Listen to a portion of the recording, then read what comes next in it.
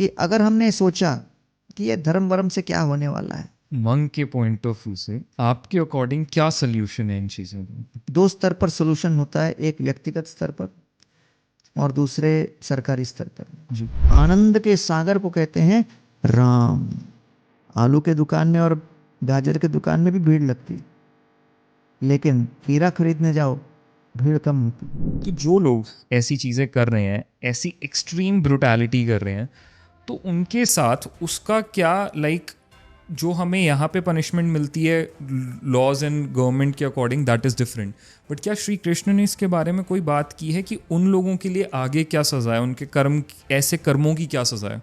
शासन अर्थात सरकार जो दंड दे, जी। और शास्त्र अर्थात वो जो भगवान के और पूरे ब्रह्मांड के नियम किस प्रकार संचालन होते हैं उसका वर्णन। जी।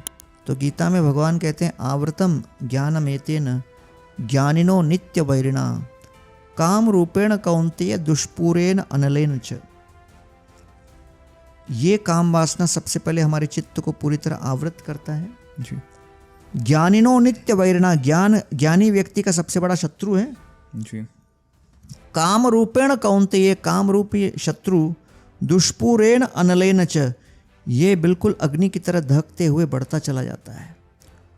और कृष्ण 14वें अध्याय गीता में कहते हैं ऊर्ध्वम गच्छन्ति सत्त्वस्त मध्ये तिष्ठन्ति राजस जगन्य गुणवृत्तस्य अधो गच्छन्ति तामस। सत्वगुण अर्थात कर्तव्य परायण होकर कार्य करना, और इसका परिणाम होता है सुख की वृद्धि। जी। रजोगुण अर्थात अपनी इच्छा पूर्ति करने के लिए प्रयत्नशील रहना, और इसका परिणाम होता है चिंता। तमोगुण अर्थात अज्ञानवश कार्य करना, सही को गलत समझना, गलत को सही समझना, और इसका परिणाम होता है दूसरों को और स्वयं को पीड़ा। तो इसलिए अधो गच्छन्ति तामस, ऐसे लोग जो तमोगुण के अधीन काम करते हैं, ऐसे तमोगुणी लोगों को विभिन्न प्रकार के दंड दिए जाते हैं, जो कि अगले जीवन काल में विभिन्न प्रकार से दूसरे लोगों की यातनाएं, और ये सब उसका विस्तृत वर्णन दिया गया है। लेकिन मुख्य बात यह है कि जो व्यक्ति इस जीवन काल के ही सरकार के दंड से नहीं घबराते, उनको शास्त्र के इन सब विवरणों को सुनाकर क्या होगा। हाँ, शास्त्र में इनका सब विस्तृत वर्णन है। जी। लेकिन समाज को ये विचार करना है कि अगर हमने सोचा कि ये धर्म वर्म से क्या होने वाला है ना, हमको तो आर्थिक सुधार करना है, सामाजिक सुधार करना है, हमको रहने की व्यवस्था में सुधार करना है, हमको शिक्षा में सुधार करना है, केवल इन सभी सुधारों के विषय में ही चिंतन करते रहें और इनका ही पालन करते रहें, और चेतना के, कॉन्शियसनेस के, मनोवृत्ति के, सोच के, विचार के, इच्छाओं के सुधार के विषय में कोई न चर्चा हो, न प्रयास हो, न किसी प्रकार से पॉलिसी हो, न इम्प्लीमेंटेशन हो, न इसके ऊपर कोई रोक हो, तो फिर एक बार विचार बिगड़ चुका तो फिर क्या करोगे। दूध में अगर आपने नींबू का रस घोल दिया, दूध तो फटने ही वाला है। जी। जी। उसके बाद आप विचार करते रहो कि अरे ये इतना क्यों फटा, उतना क्यों फटा। अरे भाई, नींबू निचोड़ने को किस तरह रोका जाए वो विचार करो। तो इसलिए हम कहते हैं कि हमारी चेतना, हमारा सोच, हमारी इच्छाएं अगर दूध की तरह है, तो भिन्न भिन्न प्रकार के काम वासनाओं को बढ़ाने वाले ये सभी विचारधाराएं ये नींबू के रस की भांति हैं, उस पर कैसे रोक लगाया जाए, इसके ऊपर चर्चा होनी चाहिए। और एक मंग के पॉइंट ऑफ व्यू से आपके अकॉर्डिंग क्या सल्यूशन है इन चीज़ों का, जो इतना ज़्यादा बढ़ रहा है और लोग अपने उस कॉन्शियस पे कंट्रोल नहीं कर पा रहे, उस कॉन्शियस को पूरी तरह से सुन नहीं पा रहे, व्हाट्स द सल्यूशन? दो स्तर पर सॉल्यूशन होता है, एक व्यक्तिगत स्तर पर और दूसरे सरकारी स्तर पर। जी। क्योंकि सरकारी स्तर के जो रिकमेंडेशंस हैं और जो आइडियाज़ हैं वो तो मेरे नियंत्रण में नहीं है जी। इसलिए सबसे पहले व्यक्तिगत स्तर पर ही हम कह सकते हैं। व्यक्तिगत स्तर पर हर व्यक्ति को, अगर चाहे कोई भी धर्म में क्यों न हो, अगर उसको अपने मन, इंद्रियां इत्यादि को बुद्धि और विवेक शक्ति के माध्यम से नियंत्रित करने की शिक्षा न मिले, प्रशिक्षण न मिले, प्रेरणा न मिले, तो व्यक्ति अंधाधुन इसी प्रकार के कार्य करते चला जाएगा। तो व्यक्तिगत स्तर पर हर व्यक्ति के सामने विस्तृत रूप से प्रस्ताव दिया जाना चाहिए कि जैसे रेस्टोरेंट में जाते हैं तो भोजन की कई वैरायटी हैं, धन कमाने जाते हो तो कई प्रकार के वैरायटी हैं, उसी प्रकार सुख को भी अनुभव करने के कई स्तर पे वैरायटी है। सबसे निम्न स्तर पर है इंद्रियों का सुख, सेंस प्लेजर, वो हम कहते हैं 4 आने का सुख। फिर है मानसिक स्तर पे सुख। अब जैसे इंद्रिय का सुख क्या है, जैसे कुछ मैंने रसगुल्ला और गुलाब जामुन खाया या कुछ मैथुन में भाग लिया, तो senses are getting contact with sense objects. इंद्रिय विषय के संपर्क में आते हैं, उससे जो सुख जनित होता है उसको कहते हैं इंद्रिय सुख। That pleasure which comes out of a contact between sense and sense object. नेत्रों ने कोई सुंदर स्वरूप देखा, नाक ने कुछ जो है अच्छा स्मेल किया, टेस्ट कुछ सुना, किसी ने कहा अरे क्या आप तो महान हो, आपसे ज़्यादा बड़ा तो कोई है ही नहीं, स्तुति कर दी तो बड़ा अच्छा लगा कानों को। उसी प्रकार जो है जब हम इन बातों को लेकर चलते हैं तो that's called sense pleasure, that's at the lowest. लेकिन सबसे अधिक प्रचलित यही है। लेकिन ये 4 आने का सुख है गीता और हमारे शास्त्र के अनुसार। इसके ऊपर मानसिक, किसी ने कोई कविता लिख दी, किसी ने कोई लेख लिख दिया, तो ये मन को सुख देता है, संतोष देता है, और इसको कहते हैं 8 आने का सुख। Why is it higher? क्योंकि जब हम कोई कविता लिखने बैठते हैं या सुनने बैठते हैं तो इंद्रियों के सुख को भी हम भूल जाते हैं, उसमें तल्लीन हो जाते हैं। उसके ऊपर आता है इंटेलेक्चुअल प्लेजर, जिसको कहते हैं बुद्धि का सुख, अर्थात कोई आइडिया लगाना, प्रॉब्लम को सॉल्व करना। लोग जब चेस खेलने बैठते हैं तो समाधि में चले जाते हैं। बाहर वाले को लगता है कि दोनों एक दूसरे को सामने किस चीज़ को घूर रहे हैं, लेकिन बुद्धि इतनी तीव्र गति से चल रही है, सब कुछ भूल गए। तो इसको कहते हैं 1 रुपए का सुख। Higher then that is ego, ego का प्लेजर, अहंकार से उत्पन्न सुख, अचीवमेंट, अकम्प्लिशमेंट। तो मैं कहता हूँ ये 1.25 रुपए का सुख। तो ये अलग अलग स्तर पर ये सभी सुख हैं। और सबसे ऊपर, तो इसके सबसे ऊपर है आध्यात्मिक सुख, आत्मा का सुख।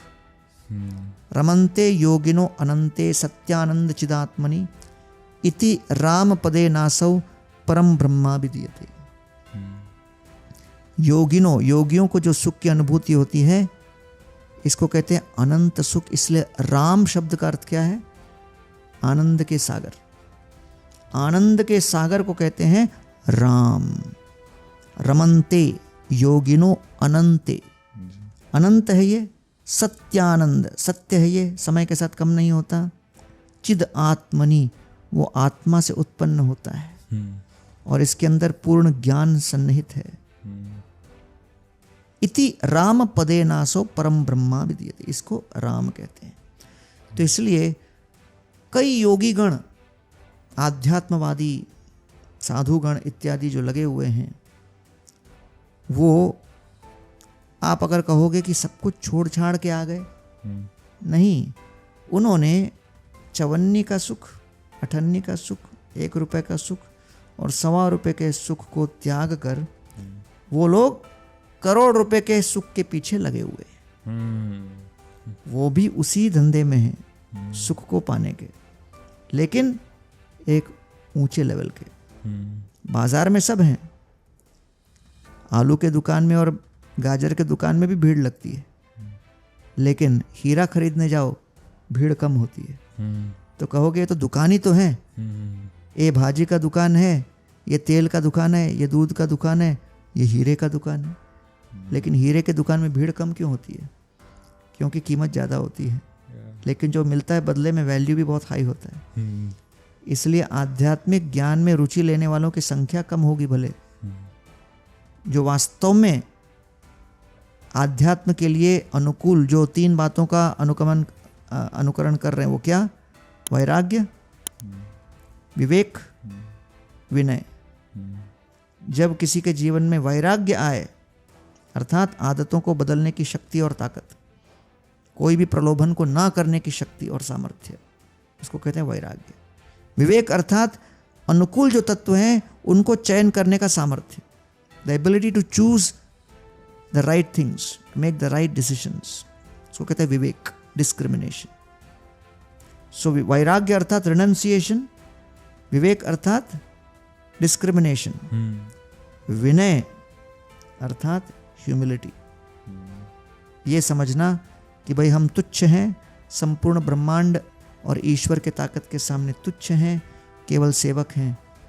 और जब वैराग्य, विवेक और विनय के साथ जब व्यक्ति चलेगा, तब सनातन धर्म पद्धति के अंदर उसको विजय कहा जाता था। ऐसे व्यक्ति को विजयी बताया जाता था जो चरित्रवान होता था, और चरित्रवान होने के बाद फिर वो सामर्थ्यवान है कि नहीं, वो देखा जाता था।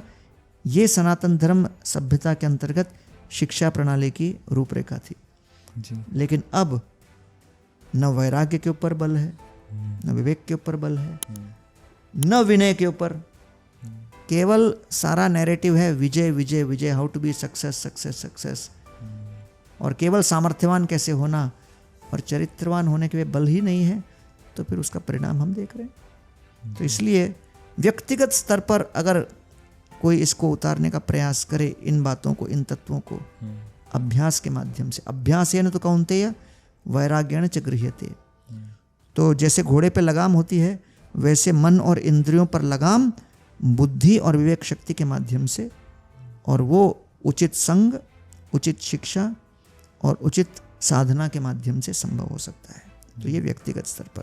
सरकारी स्तर पर पॉलिसी बनाना चाहिए जी, कि हमारे एजुकेशन सिस्टम के अंतर्गत इन सब शास्त्रों का ज्ञान लोगों को दिया जाए, जिससे मानव विकास हो सके। अब धर्म के विषय में लोगों को अगर एलर्जी हो तो मानव विकास का नाम दे दो, लेकिन अंततोगत्वा ये सारे शास्त्र हर व्यक्ति को अपने व्यक्तिगत रूप से नियंत्रित करने के लिए सपोर्ट कर रहे हैं, हेल्प कर रहे हैं। और इससे अगर हेल्प हो रहा हो, अब पेनिसिलिन अमेरिका में डिस्कवर हुआ, लेकिन इंडिया में अगर लोगों का बुखार कम हो रहा है तो उसको लेने में क्या प्रॉब्लम है। वैसे ही काम, क्रोध, लोभ, मोह, मद, मत्सर के कारण जो मन के अंदर फीवर बढ़ रहा है, अगर वो फीवर को कम करने के लिए कोई आध्यात्मिक पद्धति, आध्यात्मिक शिक्षा, गीता का ज्ञान, मंत्र का उच्चारण सहयोगी बन रहा है, तो मन के फीवर को कम करने के लिए गीता रूपी पेनिसिलिन का पूरे विश्व में वितरित करो ना, तो क्या प्रॉब्लम है। मिनिस्ट्रीज बहुत सारे हैं जी। लेकिन अगर हम चाहते हैं कि लोगों में परिवर्तन आए, तो रिलीजन से संबंधित, सेल्फ डेवलपमेंट से संबंधित, मेंटल हेल्थ से संबंधित और सेल्फ डिसिप्लिन से संबंधित भी कुछ प्रयास होने चाहिए।